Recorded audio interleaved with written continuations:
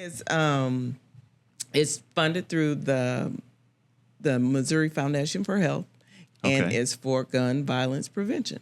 Oh, that's and the first year is just planning. Mm-hmm. It's a pre-planning grant, and we'll be surveying the community, trying to find out what each sector thinks, the causes are and what can we do to address it. And so if we do a good job this upcoming year, then we'll have funds for the next 4.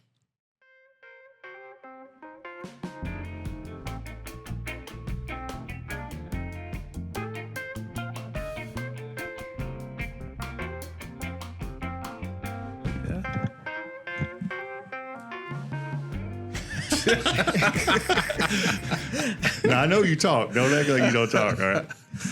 Okay. Well, welcome back. We're Chief, Cap, and Chap, and we're here today with Lincoln University, and we're going to have a discussion. We're going to talk to each other and find out what these wonderful people do at Lincoln University. You got Pershard Owens, and you got Brenda Robinson-Echols. Get that right. And first of all, thanks for watching us. We've been off for a couple weeks, just summertime's hitting and with vacations and everything. So we're coming back on strong is what we're going to do. So going to have a good conversation today.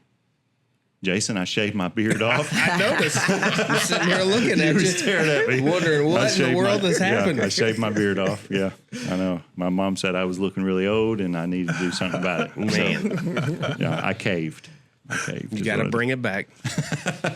That's what my kids said. They were like, Dad, no. Let grow and let God. Yeah, that's right. Yeah. Well, thanks for being on today. We appreciate that. So Brenda, how you been doing? I've been extremely busy. Summertime for you guys. Summertime is the busiest time of the year for Lincoln University.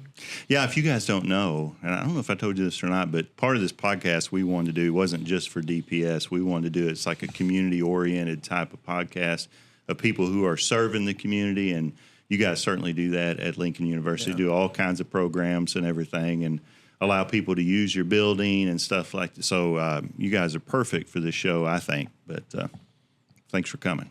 So of course, thanks for inviting us. Yeah, for sure. Yeah. Yeah. So Brenda, tell us a little bit about your background and how you got connected to Lincoln University. Well, I've been with Lincoln University for about 23 years now. I started my career over in Cairo, Illinois. I worked in the community, the tri-state area for 13 years. And I said, well, I think I'm going to bring my talents to Missouri and do something with my hometown. And Lincoln University afforded me that opportunity about 2002, I believe.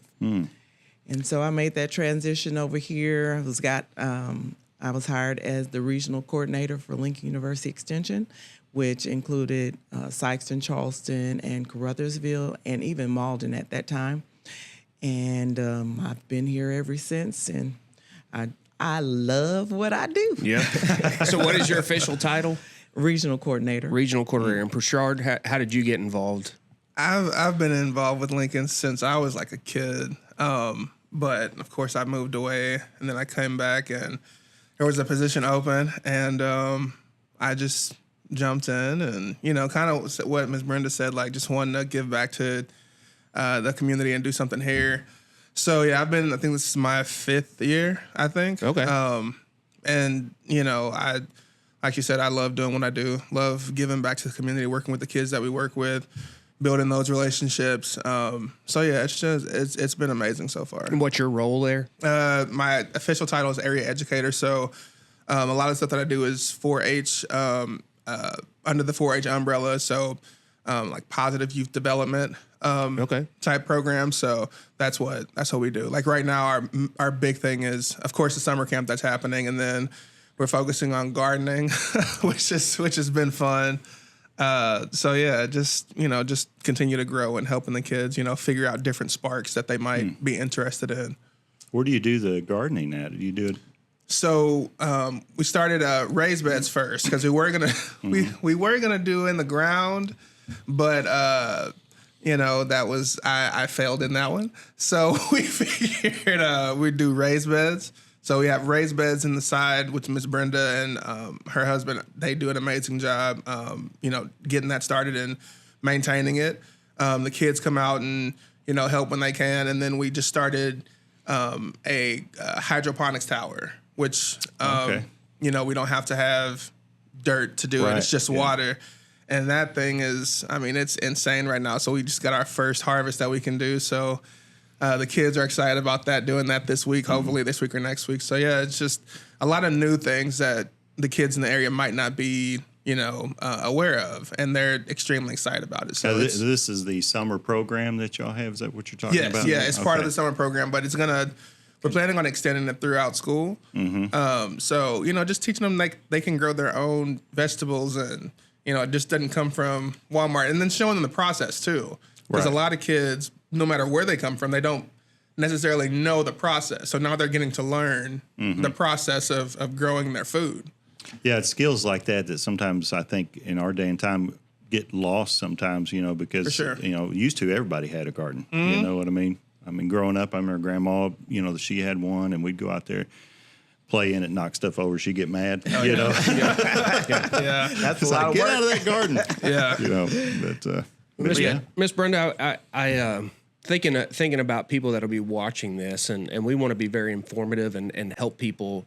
Something that we've learned in doing the podcast is when we do these shows, we have an assumption that everybody knows what we're talking about. And then we'll be out in the community and people go, I didn't even know that existed. So let's start foundational. What is the Lincoln University Extension, and what specifically is the mission of the extension here in Southeast Missouri in Sikeston? Okay. Lincoln University is a historically black college in Jeff City, Missouri. And early 1990s, they decided to put extension offices in the Boot Hill. And it started out in Lilburn, and then we kind of expanded from there, went to Caruthersville, Charleston, and ultimately in Sikeston. And what we do is research-based, evidence-based community programs, educating people on whatever subject matter you can think of. Be it community gardens, we work with farmers, we work with, kindergartners through 99. So we, cover everybody. So if there's something that you need to know, we try to find it, because we have a lot of state specialists that's employed at Lincoln and Jeff City, and they are willing to offer their expertise to the local communities. So we have resources at our fingertips. Yeah. Yeah, that's really cool, to be able to have a university like Lincoln University and have the reach all the way from Jeff City to Southeast Missouri. So how often, how is that relationship being 4.5 hours away from each other? How does that work? Well, I kind of have I can do basically whatever the community needs me to do. Okay.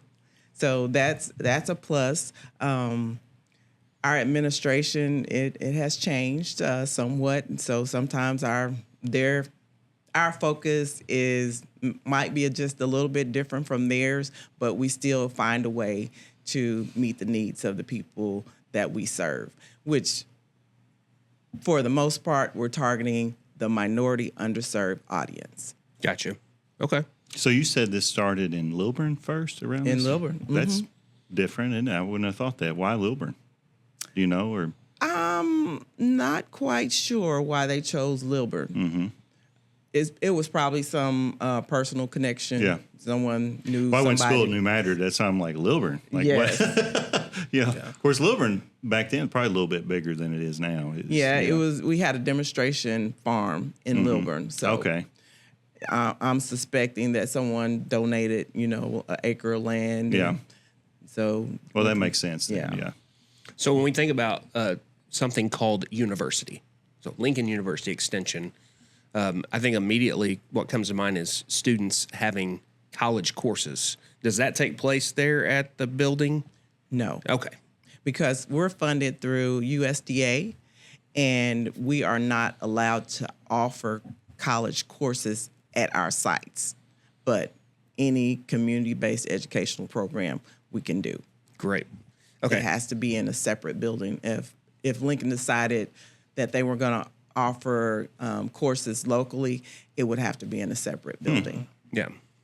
So what are some of the key programs then? We've already, like, Pershard, maybe you could speak to this. You touched on that a little bit. What are some of the key programs that are involved in that Lincoln University Extension does?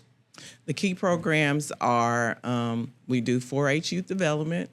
We do FNEP, which is Expanded Food and Nutrition Program, where they educate families and parents or grandparents on incorporating more fruits and vegetables into their diets, as well as physical activity. We have the 2501 program, which is a farm program. It targets small farmers or growers. We have financial literacy. It's called FLIP, Financial Literacy in Progress. We work with seniors, the senior citizens. We have a group called Seniors Moving On, and they meet quite frequently. Yeah. At least once a month. We have lunch and learns, and then they meet periodically throughout the month just to get together. It might be over a health issue or just something major going on in the community, and they just gather and just a fun time for senior citizens to stay engaged. Yeah, what am I leaving out? I mean, you pretty much hit everything on the head. I mean, it's just a good place to be because, you know, we do have that focus, as Ms. Brenda mentioned, but you know, we get people from all walks that come to Lincoln for summer camp, and I think that's super important to make sure that, you know, kids get they get exposed to different people from different backgrounds. So that's something that we do. You know, we're proud that we have that as well, that everybody feels comfortable coming to Lincoln. So, you know, I just enjoy that atmosphere that we create so the community knows that everybody is welcomed here and everybody's going to be safe in our location when we do programming of any sort. So how old are the kids in the program? I mean, the kids in the program range from K through 12. Okay. But most of the older kids, you know, they want jobs, they want to make money. So we typically get kids in our program summer camp that goes up to like 8th grade. 9th and up, they typically want those they want to make money. You know how it is when you're that age. Right. But normally it's K through 8th with summer camp. Okay. Yeah, but we've had Youth Futures, which prepares them for college. Yeah. We've taken several groups to Lincoln. They spend a week there and learn about financial aid, scholarships, application process, and just getting that college experience living in a dorm. Yeah, that's real important. I remember going to high school, and I didn't really utilize the counselors like I should have, you know what I mean? And other kids did. I just kind of wandering around, you know, doing my thing. But, you know what I mean? That's true. And people also don't, I mean, Lincoln's an historically black university, but it's an ag school. Yeah. So it's very ag heavy. So it's kind of shocking. Like I wish more people would get into it. I didn't know that. Yeah. Well, Felicia's daughter, Kelsey, yeah. She's an ag major, isn't she? Yeah, it's an ag school, so we are trying to encourage kids to get into agriculture, no matter what you look like or your background.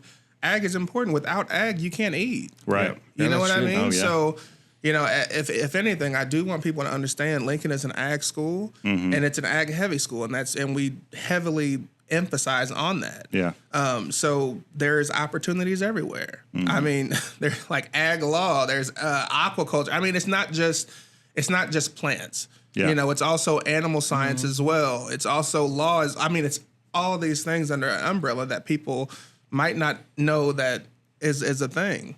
So you mentioned summer camp. and that's going on right now. So what is that like a month-long thing? What does that look like? Yes. Yeah, it's so we're actually in our second phase. The first phase was the summer camp phase, and now we are in our more of an outreach phase of everything. So we're focusing still under that 4-H umbrella. So right now we're focusing on their schooling more. So what they need improvements on, right? And then over the next 2 or 3 weeks, that's what we're going to be working toward to get them closer to where they when school starts, to be more prepared for that. So yeah, this year is a bit different. So we're doing like the 2 phases. Last year it was more just like summer camp, but this year summer camp was first, and then this camp was more of like an outreach type, more. I guess going out, making sure that the kids that needed, that extra push, that's what this half is for.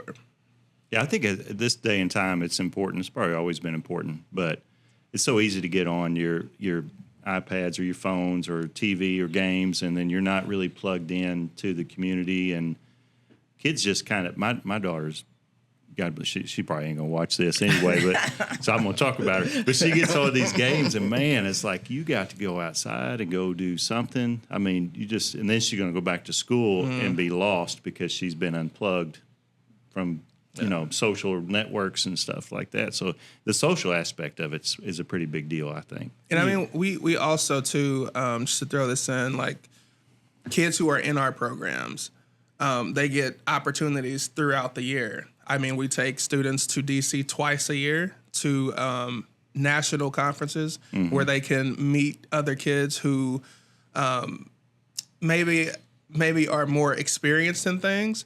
But what I've noticed with the kids that we take there, they come back energized and wanting to get up to the level of their new friends that they've met. Okay. But exposing them to the possibilities, it's like, I can do this. I didn't know I can do this. And like, we got kids asking about chickens and I'm like, listen, we gotta do one thing at a time. You want chickens and goats, and we can make goat milk. I'm like, let's hold on. Yeah. Like, let's one at a time. But it's good to know that they're excited to know that there are possibilities that they didn't really think that was possible for them. And Pershard, he was chosen to be on the National 4-H Ignite planning committee for the big conference. The national. National, yes. Yeah, so this is I think in this March.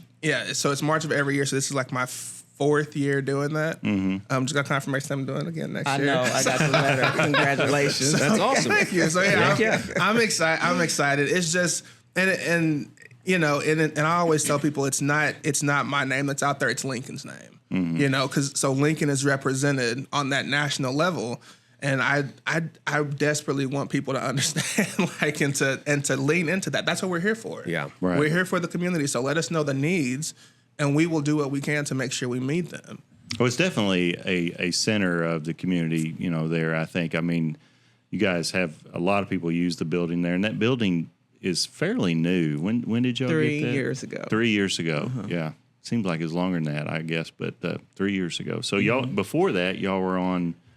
Was it Scott? Stoddard Street, next to the Nunley's Funeral Home. And he's kind of off the road a little bit. Yes. And I always wondered, what do these people do back here? When I was patrolling, I'm like, what is this about? We couldn't do a lot in that building. Yeah. We were always partnering with like Cornerstone Baptist Church or Gray Memorial or some other church or somebody in the community. We always had to use their facilities. So, people really didn't know. So you were there 20 years, though, right? Oh yeah. Yeah. Wow. Yeah, her and Miss Fee and Tierra. I mean, when started they in were the there, park. And we started our summer camp in Roberta Rowe Park. Yeah. In the hot sun, 5 days a week. Yeah.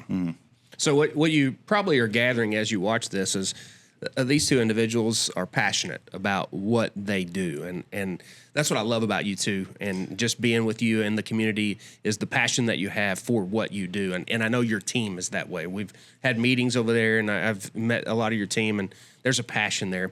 If you could tell the Lincoln University Extension story with somebody that has gone through the program and now they're down the road in life, is there a story, a success story that you would tell? Hers. Hers. Literally. Because, I mean, like she just said, like, she saw a need, and it's very, very rare that you see people who see a need and they actually do something. She's actually done it. Literally started from zero. You know, Drake says started from the bottom. Like she legit, she legit started this program from nothing, no funding, nothing. They did this because they had a passion to help the community and make that impact, not for them, but to bring the community together and give the kids something to do. So if anybody, I mean, it's her story, her, Miss Fee, like they all started that. So their story is, I think, a perfect example of what Lincoln, stands for. And her giving us the freedom to go out and make those relationships. I mean, we got Grace coming across the street. We're looking forward to working with them. It's great what we can do together when we come together. Yeah, you're all right across because we had them in here for the podcast. Kenny King, William Marshall, the Grace Community Center. I get that right. I messed that up so many times on the podcast, but those are great people. I love them. And I think it's going to be so good right there because you're going to have like a hub there, just with the park.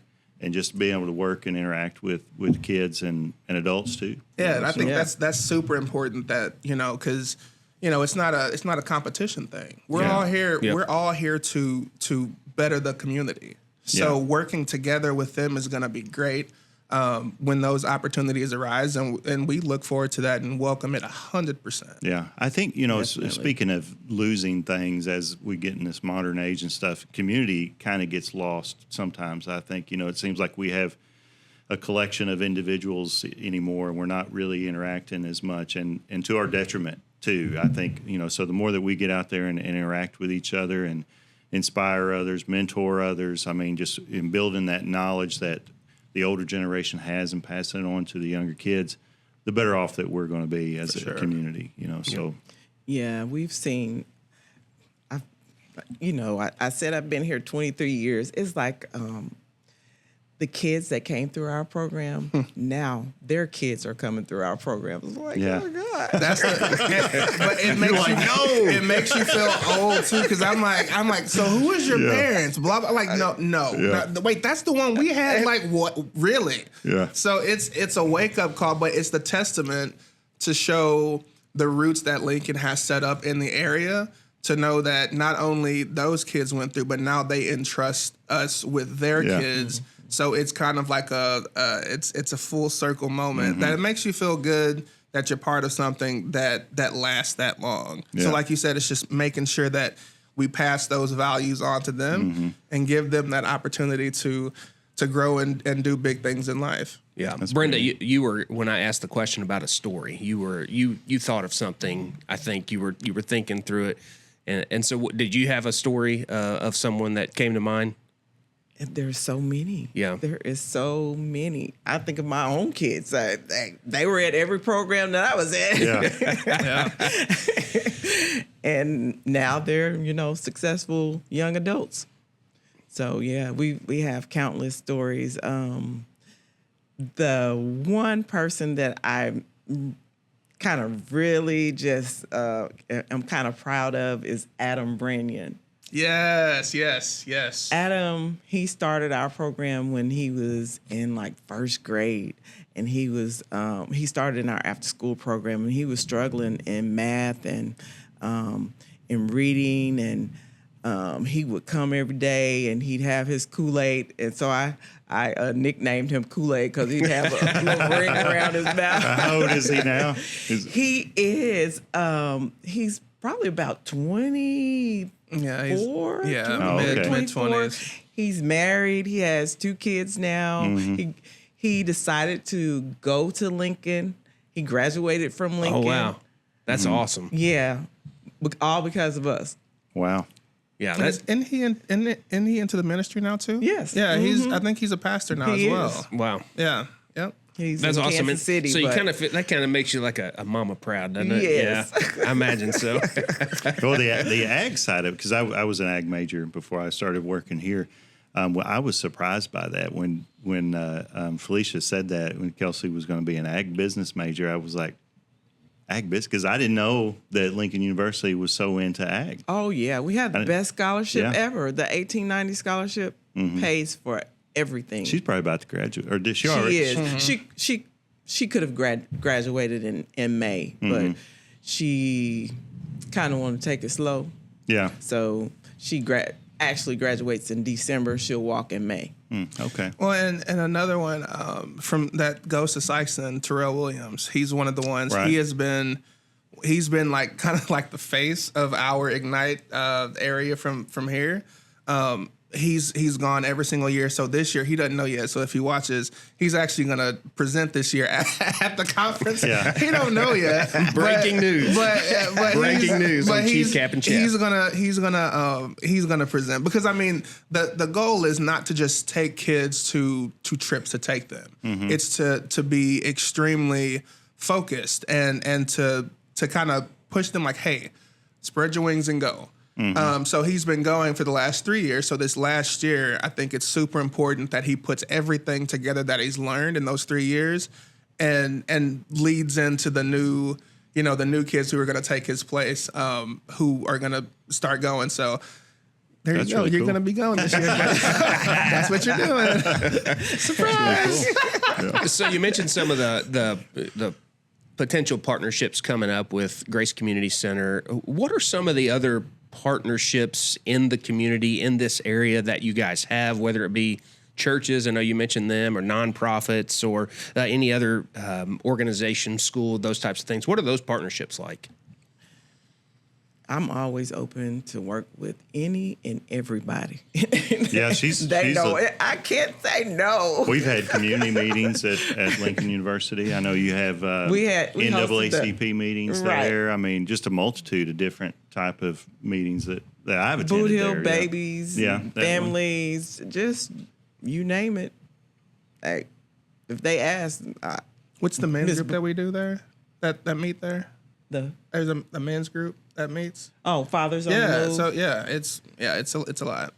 So what do those partnerships look like? Are they help with your programming, or they kind of do their own thing, just use your space, or what's that some like? of them use our space. Some of them we plan things together. It's a mixture.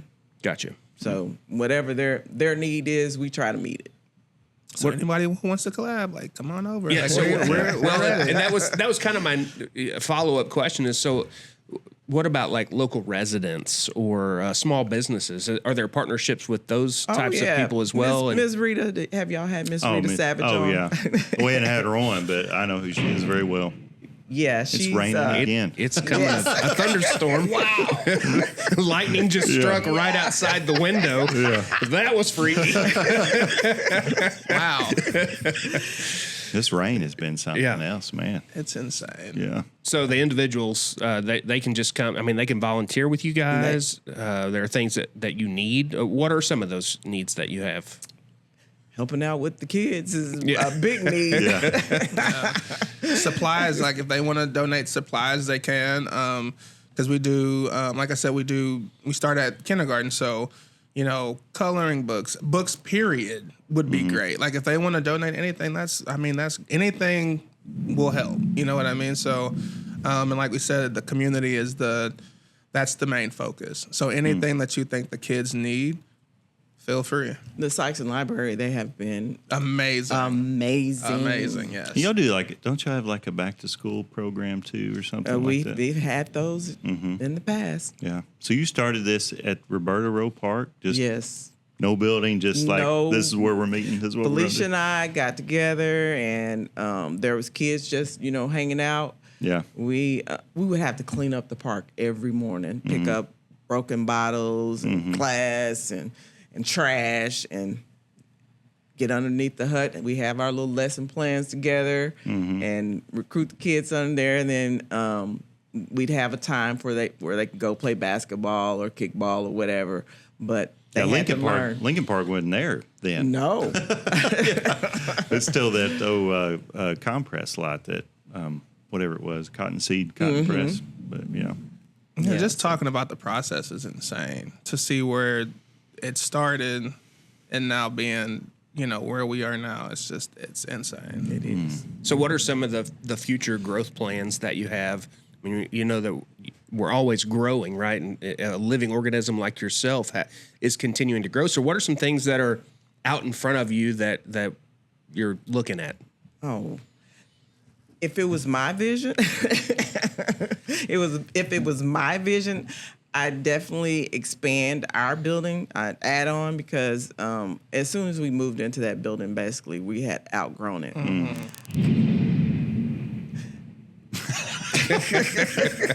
Because I mean, That's not a comforting sound. That lightning. Did y'all hear that? Yeah. Okay. Like, wow. Jeez. It sounded like electricity is what it sounded like. Well, that's what lightning is. say if you didn't know, Just FYI. So if it was your vision, we would expand our building. We would have a little bit more space because we enrolled 125 kids this summer. oh my goodness. Yes, Man. yes, and then we had to put another 30 or 40 on the waiting list. Yes, All in that building. all in that building. Well, y'all do need help then, we man. That's utilize a lot every of kids. square inch of that building. Wow. Yeah, we have classrooms. We have 2 classrooms in the hallway. In the hall, yeah. In the hall, and then the multi-purpose room, and then the first classroom. But, you know, we make it work. Yeah. There's a need. We're not going to be like, we can't fulfill it, you know? So Right. we use it to the max. You know, I personally, she ain't bought into it. Yeah, I don't think she ever is. I wanted a pond. I wanted to grow catfish because we had I think Type Thunder's about to jump right behind me. I just saw lightning. That was a lightning Yeah, I streak. just saw lightning. But yeah, I would love to have a grow pond where we can just grow different fish and then, you know, show the kids from pond to table how that works. But that's a lot of work and it's super expensive to do. But if anybody has funds, you know, we would love. Yeah. Actually, the aquaculture program, we've been tossing around ideas to get a really big tank and grow our own shrimp. Oh, Really? Yeah, okay. Yes. Yeah, That'd be pretty cool. because we have a fish tank now, and it was definitely trial and error, and I definitely killed the first batch of fish. Because we were trying to, what had happened was we were trying to figure it out. So we had the 2 fish, they mated, they laid eggs or whatever, and I was just like, I'm gonna just feed them regular fish, and I'm like fish food, but they're babies, they can't eat it, so they all died, and I had to research. So I had to go old school and cut the 2 liter in half and grow brine shrimp.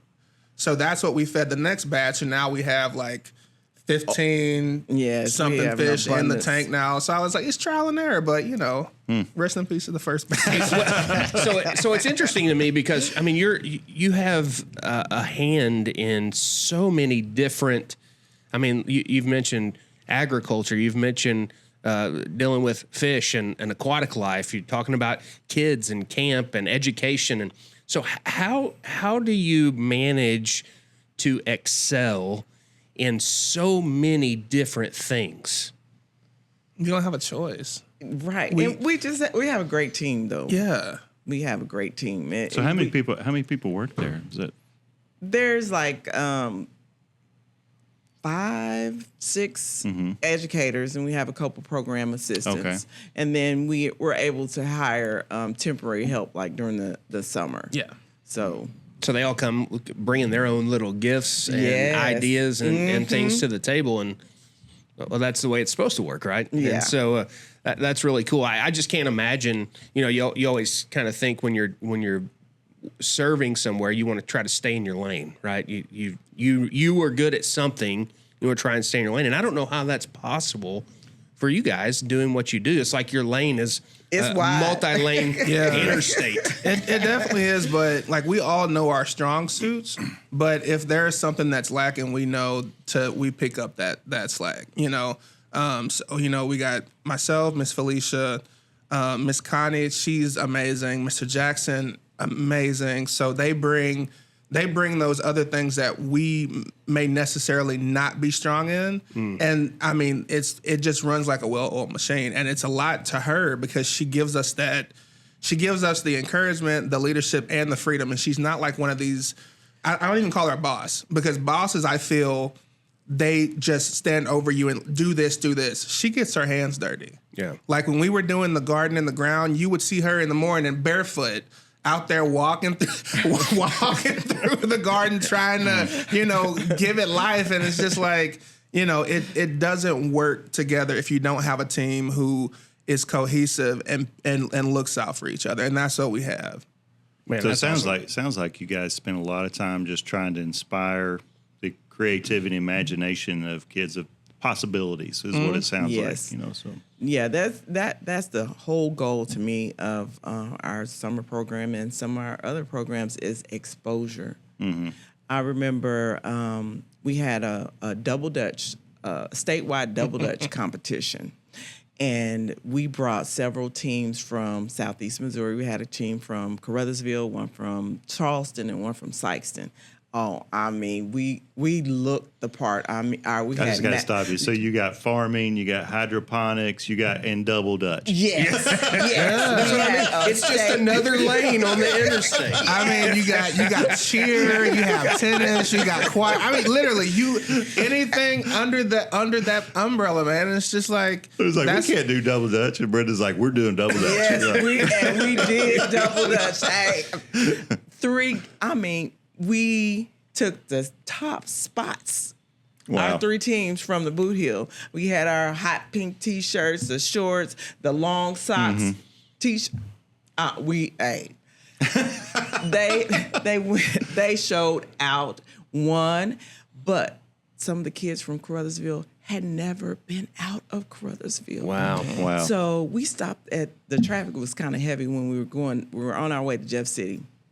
Traffic was a little heavy, so let's take them to the mall. We stopped at the mall with the bird. The Dove Mall. That's what we West County. West West County, County. that's right, West We County, stopped yeah. at West County, and they were like, Miss Brenda, Miss V, can we go get on that ride? What ride are you talking about? Yeah. The escalator. They had Oh, wow. never seen an escalator. Wow. So they thought it was a ride. So they jumped on and just kept going up and down. And it also helps put things in perspective for you, that things that we take for granted. Yeah. Even recently when we took them to St. Louis, we took them to the zoo and The City Museum. the City Museum. And I'm listening to the conversations.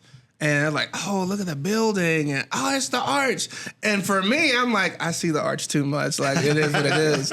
But, like, it's just like you said, it's exposing them to seeing stuff. Because I remember when I was in college and when I first got a chance to go to London and seeing things that you see in history books, it just changes your perspective. It's like, I've only seen this in a book. Is it real? Right. But when you're actually on it, and for a lot of the kids to see, like, the actual arch that they've only seen and heard about, in music or in a book, it was like, oh, this is real. So that exposure kind of gets a fire in it. Like, this is real stuff that we can actually see and touch. So that exposure, I mean, that's huge. That's pretty interesting. So when you think about the Liberty Extension and being in the community of Sikeston, what is something, and I want you both to answer this, what's something that you wished people in the community knew about Liberty Extension that you don't think that they know? Lincoln, sorry. Liberty. I went to Liberty. Sorry. Lincoln University.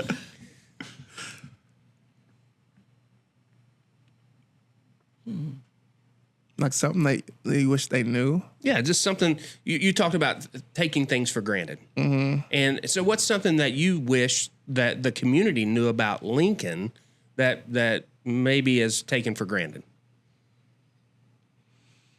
I wish they knew that whatever issue or information that they needed, they could come to Lincoln and get it. And if we don't know, we'll definitely point you in the right direction or try to do some research and find out for you. I mean, I don't think this is a for granted thing, but I think, and it's still sad that we're in 2025 and we still have to address it. But I think just because it's an historically black college university does not mean nobody else is invited. Right. We have plenty of students who are not black who come to our programs and excel and have so much fun. in our programs. And I don't want that title of an historically Black college university to stop other people from coming over and giving it a chance to see that, oh, this for everybody. Yeah. I mean, and our actions show that it's for everybody. But sometimes seeing that title, I think people are just like, oh, we can't go. Come on over here. We love everybody over here. Yeah, I appreciate that. That's really good. And that's kind of what I was getting at is like, I think when we talk about community, Sikeston is a community. It's not a part of Sikeston that's a community, and this part of the Sikeston is a different community. We are community, right? We are Sikeston, and I think it's really great to hear those types of things that, like, this is open for anybody, and it's for the betterment of the community, and it's generational. Yeah, you're going to see impacts from what you guys are doing now, what you have done in the next generation and 2 generations from now. I think that's just incredible. Yeah, I think so too. And you guys know this, but when we started that PACT organization, went straight to these guys and was like, hey, can y'all help me with this? I need, we're trying to figure out some way to build relationships in the community. We had the planning committee that we put together and, did a lot of stuff, good stuff with that. So I really appreciate that. You guys, they were all in, you know, so. Well, we have another project that we'll be reaching out to you again. Okay. I like it. Yeah. Yes. I probably owe you. Yeah. It's called United for a Peaceful Sikeston. I submitted the grant. Breaking news again. Breaking news. We're on it. February, and we were approved. Oh, really? Yes. Okay. Yes. So what is that?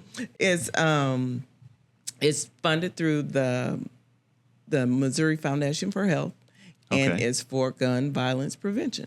Oh, that's and the first year is just planning. It's a pre-planning grant, and we'll be surveying the community, trying to find out what each sector thinks, the causes are and what can we do to address it. And so if we do a good job this upcoming year, then we'll have funds for the next 4.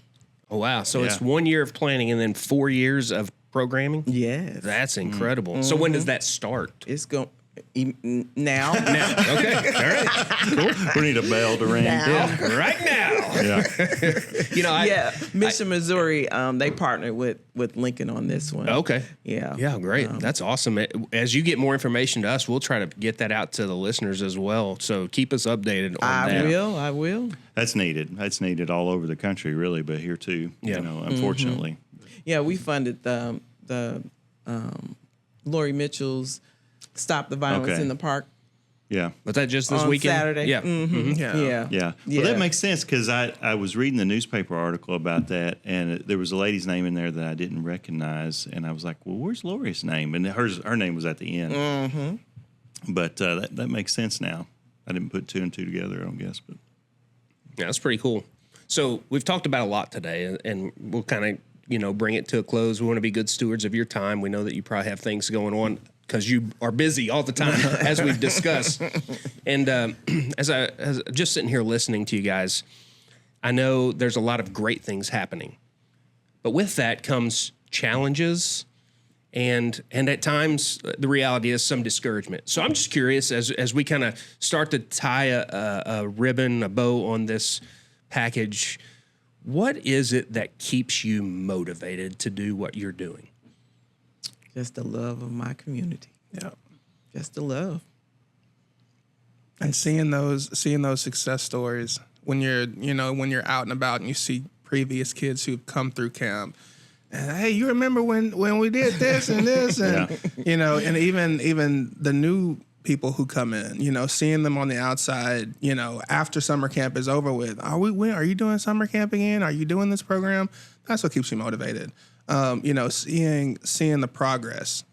You have kids who start at one point and then you see them, Miss Connie and Mr. Jackson have that all the time.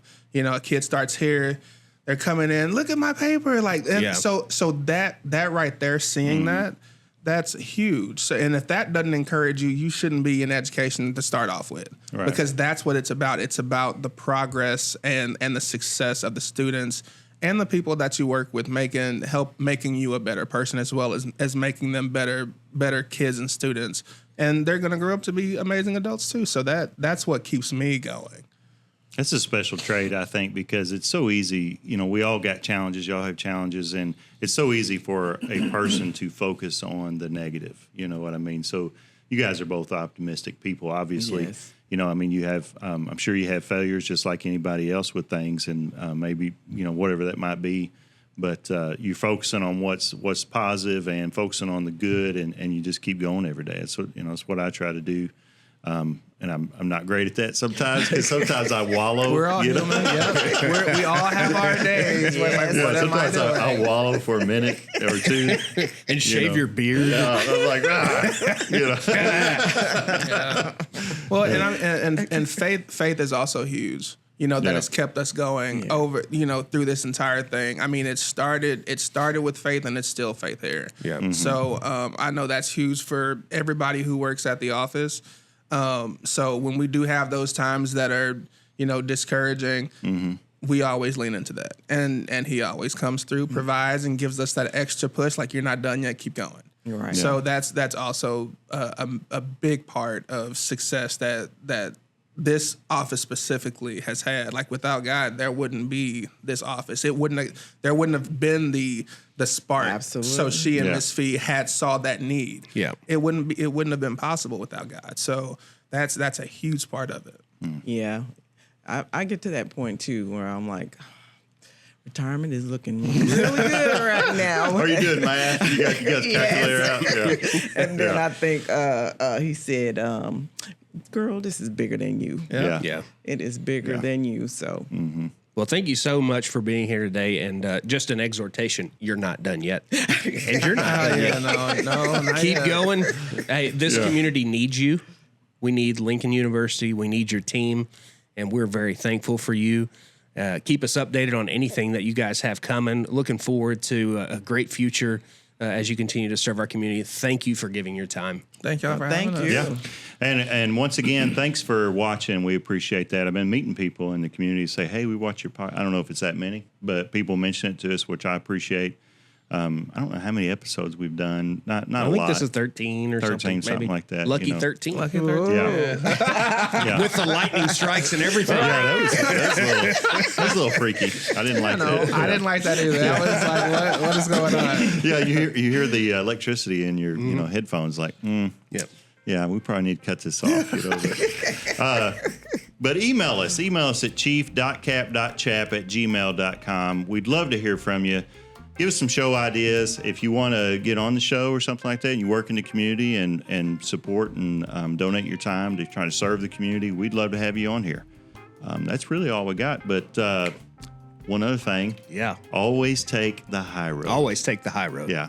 That's what Tigger says. Oh. I thought you were going to move him, which I was like, leave him there. He stays there. He's our mascot. Always take the high road. Always take the high road. I love it. Thank you, guys. Well, thank you, guys. All right, thank y'all.